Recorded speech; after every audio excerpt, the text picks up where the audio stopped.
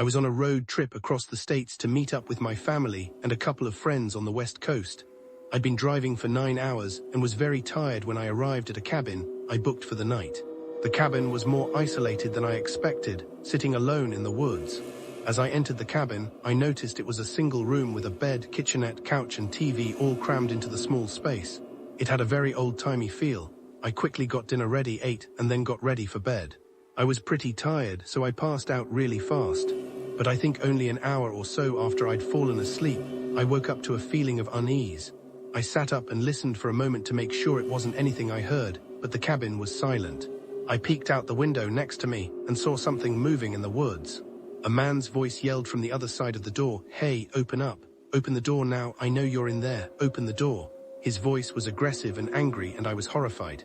I dialed 911, and after a minute or two I heard him leave the porch, then heard glass shattering from my car. When the cops pulled up he wasn't there, but there were indicators that he ran back into the woods.